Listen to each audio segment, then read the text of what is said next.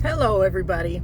Today is August 5th, 2025, and this is episode number 2 of My Voice. I'm Katie Fitzgerald, and I'd like to just remind you of why I decided to do this video log. Well, first and foremost, I felt like I needed to find a way to teach myself how to have a voice.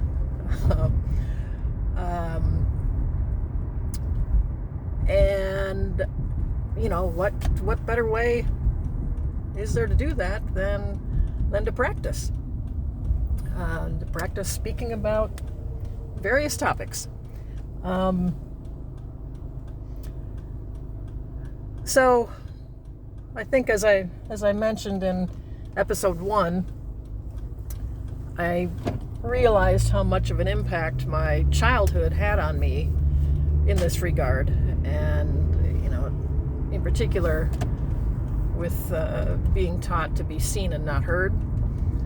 I kind of learned to keep my mouth shut unless absolutely necessary. So now I'm trying to be a little more vocal, have more opinions, voice those opinions, and teach myself that my opinions matter too.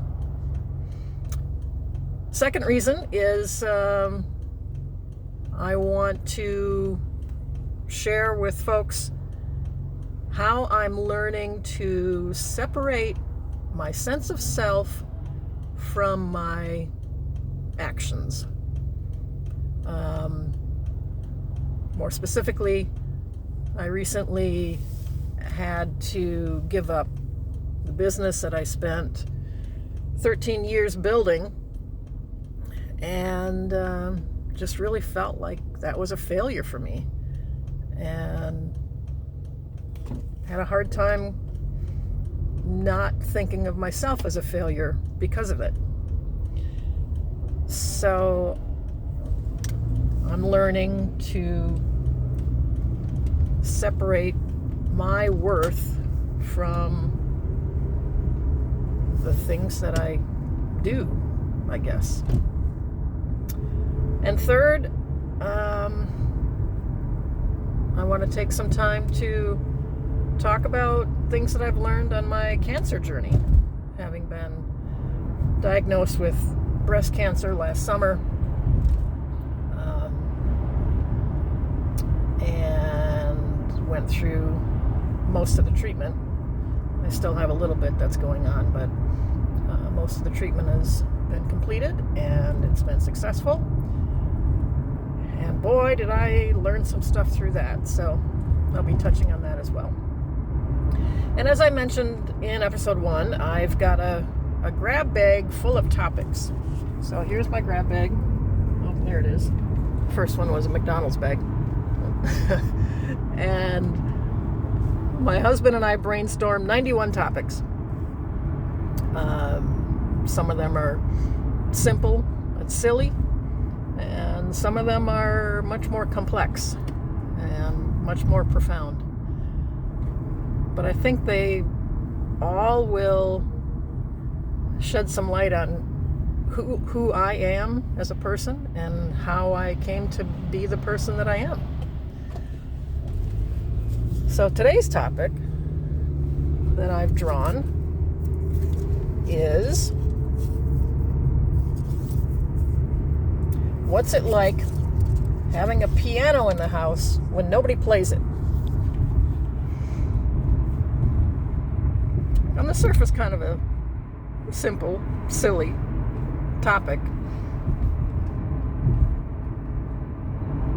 But one of the things that I'm really grateful for in my life is that when our kids were little, we immersed them in music. We got them both into violin lessons early on. They both started when they were about 5 years old. And they both played all the way through high school. And they both picked up additional instruments as well. The piano we got from my mother-in-law when she passed away. Maybe we got it from her before she passed away. I don't think so. I think we got it when she passed away. And it was a piano that was in an old school that she went to. And she somehow got that piano. And it's a baby grand. And she had it all tuned up and refinished. She had it refinished in a glossy white color, bright white. It's beautiful. Kind of unusual, but beautiful. And so we've had this piano for a long time now. And as our older son, Shay, has learned many different musical instruments, he picked up piano as well. And so when he would come home from college or from graduate school, or even now that he's out in the working world, he'd sit down and he'll play that piano. Not a lot, but enough to remind me how wonderful it is to have kids who have musical ability, because I have none. And growing up, I never, ever imagined that I would be a part of a musical household. And boy, that's what we were when those kids were little. It was fantastic. And I hope that soon, when Shay and Megan buy their first house, that we'll be able to ship that piano off to them and he can play it on a much more regular basis. I'll miss it, but it only makes sense for him to have it, since he's the only one of us who can actually play the thing. So, silly topic, sure, but really brought back some good memories for me. I guess I also feel like if you have a gift like that from a family member, what a shame it would be to not keep that in the family. So I would really like for Shay and Megan to have that once they get their first house. And with that, I think that's all I've got for this topic. Thanks for listening. I want to remind you that if you have any questions, comments, or suggested topics for me to address, you can email me at KatieFitz, KatieFitz .myvoice@gmail.com.